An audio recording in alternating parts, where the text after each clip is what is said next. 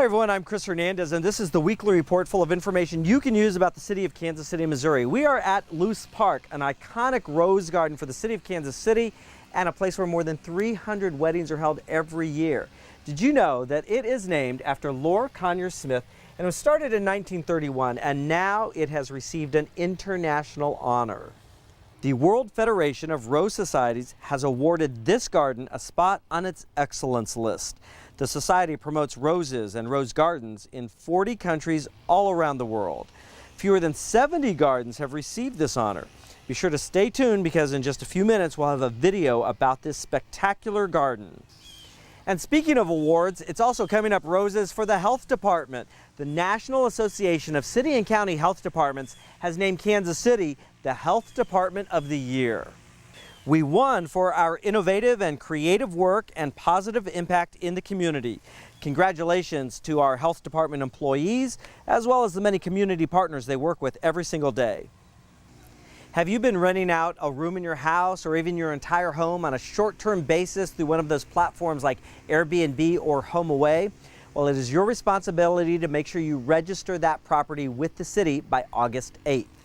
Information and a link to the registration is on our website at kcmo.gov. Landlords must also register rental properties that lease for longer than 30 days, even if the property is vacant. Again, registration is available online at kcmo.gov.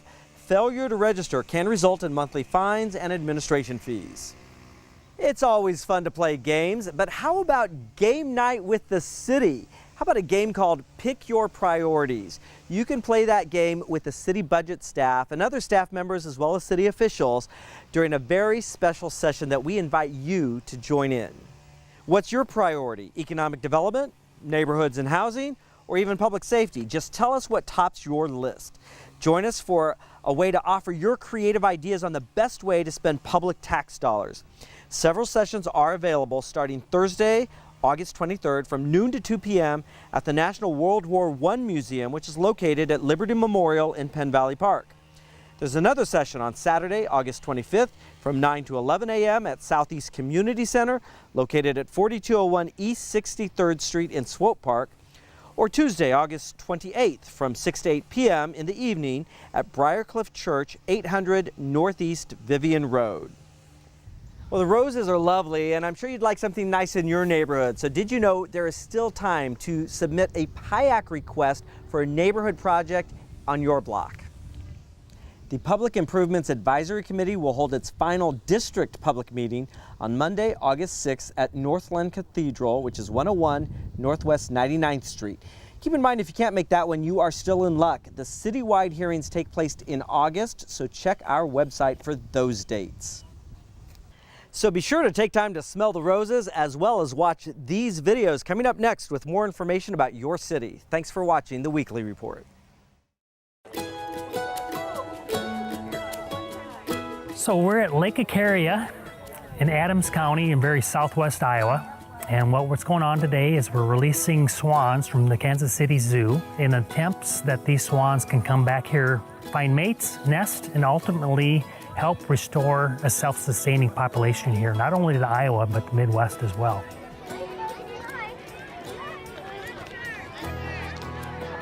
So I just wanted to welcome you, everybody that's here. Thank you all for coming out to Lake Icaria today to help us and to view the release of all these swans.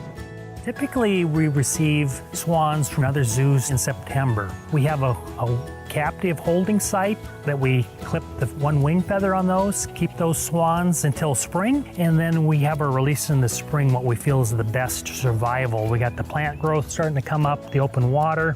The swans are a little more older, a little more educated, and just hope for a little higher survival as a release here. I think it's really important for zoos to show what they do for conservation, because I think a lot of times visitors don't know everything that we do to protect wildlife. You know, being able to participate in a restoration program that actively releases animals right here in North America, you know, right in our backyards, where we can connect people to wildlife and to their environment, have them appreciate things like wetlands and clean water. I think that's what really engages and connects visitors, and then they want to take action and help out animals around them and internationally.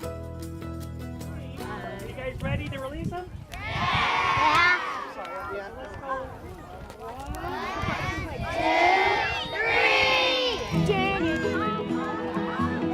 It's really important for zoos to be involved in conservation, and the Kansas City Zoo has really boosted their efforts in conservation initiatives in the last 3 to 4 years, and that's mainly due to our visitors' participation. Every admission ticket or membership sold, a portion of that goes to our conservation fund, and things like this would not be possible without them. So it's really rewarding again to see that wetland restoration, the swan restoration, and I really get a charge out of seeing the expressions on these kids and the excitement, all the energy. It's really quite cool to see all the passion and excitement from the kids that are here today. Being part of this program has really been one of the most rewarding things I've done in my career. Like, I get to be part of a program that is restoring wild populations, and our zoo gets to be part of that. I love promoting and facilitating conservation. I think that's just one of the favorite parts about this position.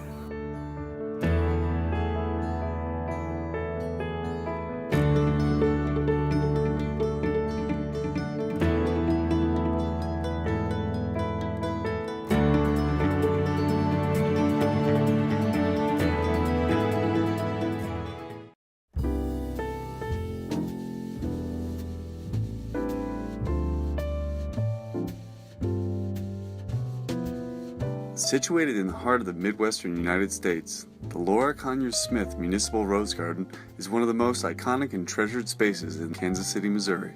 The garden is located 3 miles south of downtown Kansas City on the site of a Civil War battle. The site went on to become Jacob Luce Park, one of the centerpieces of the Kansas City Park system.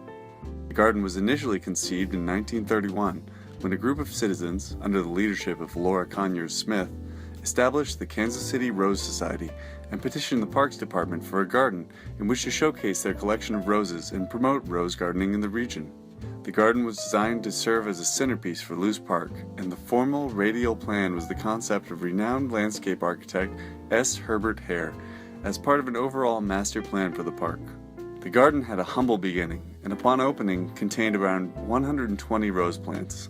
Today the collection has grown to over 3,000 roses of nearly 150 varieties, beautifully situated around the 1.5-acre garden.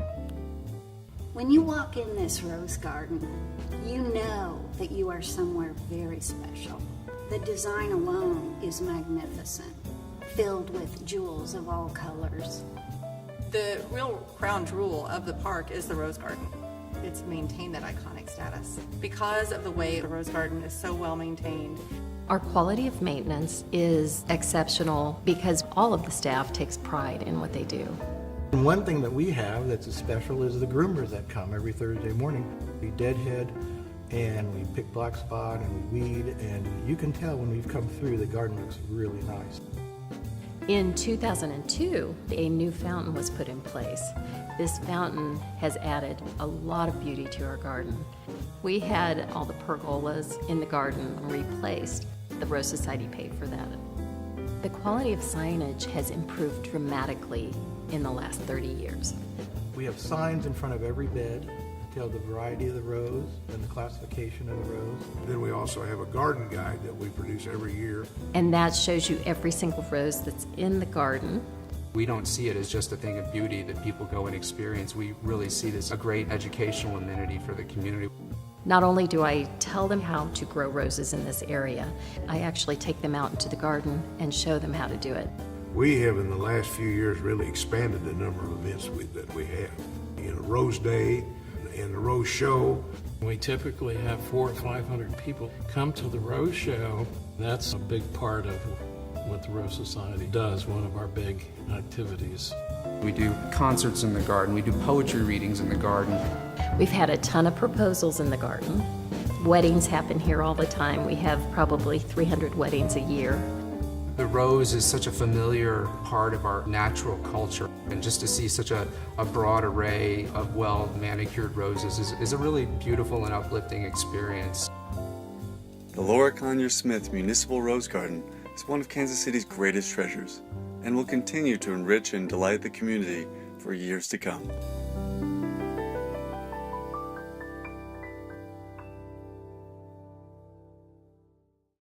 It's a marvelous summer at the National Museum of Toys and Miniatures, located on the UMKC campus at 52nd and Oak.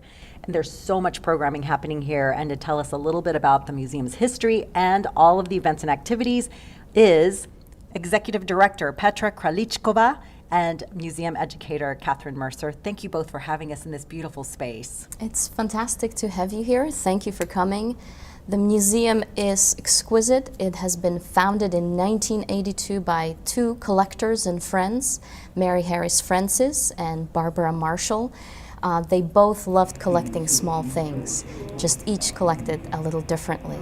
We've started with 7,000 square feet and now have expanded over time to 33,000 square feet and have in our collection some 72,000 objects. Wow. And so the focus of the museum is toys and miniatures. So it's the dream of the two collectors, basically. It really is. We're honoring their legacy, and over time we have expanded, and in 2015 opened after a major renovation, and opened as the National Museum of Toys and Miniatures of the world collection of fine scale miniatures and one of the largest collections of antique toys on view. And Catherine, you have a wonderful job because you have these current exhibits that you get to do programming around. Mm-hmm. Can you tell us about what's currently up and what events and activities are related that are coming up? Yeah, currently we have an exhibit called Playing for Keeps, the National VFW Marble Tournaments. These were tournaments that were started after World War II by the VFW. They ran from 1947 to 1962 as a way to reintegrate veterans into the community and also get boys involved with the wonderful sport of playing marbles and sort of keep them off the streets, as it were. So we tell these amazing stories of how these tournaments influenced the lives of these boys that played them. And we also have a regulation size marble ring, a 14-foot marble ring in the tournament, and we offer regular marble lessons. So that's been a lot of fun to do. We're also featuring our summer program series called Little Adventures. That's every Wednesday and Saturday from 10:30 to 3:30, and each week features a different theme. So it could be anything from making marble mazes out of recycled materials to this week we're doing miniature rooms, tiny quarter-scale rooms with wallpaper and flooring and furniture. So it's a lot of fun every week. People love doing it. So. And your attendance, how many attendees do you get a year? Over the entire year, we get about 33,000 people coming from across the nation, internationally, and of course we welcome many folks from Kansas City and Missouri, but also Iowa, Texas, Minneapolis. And is there a cost to come to the museum or to participate in the programming? Most of our programs are included with museum admission, which is just $5 a person for anyone over the age of 5. 4 and under is free of charge, and members always come to all of our programs for free as well. And programs like Little Adventures, it's adults and children. It's not just for little bitties or the kiddos, it's for the whole family, right? It really is for the whole family. A lot of times we get parents that come with their kids, and the parents end up staying longer to complete the craft project than the kids do. So it's a lot of fun to see the interaction with the families. And where can we stay tuned? Where's the best place to get all of the information about your programs? Yeah, check out our website, toyandminiaturemuseum.org. You can also check us out on Facebook, or local sites like Visit KC has all of our events listed as well. That's fantastic. Well, thank you both for having us in this beautiful space, and we look forward to all of the exciting programming that you have coming up. Thank you so much. Appreciate it. The Neighborhood Tourist Development Fund supports local nonprofits that bring cultural, social, educational, and recreational activities to our area.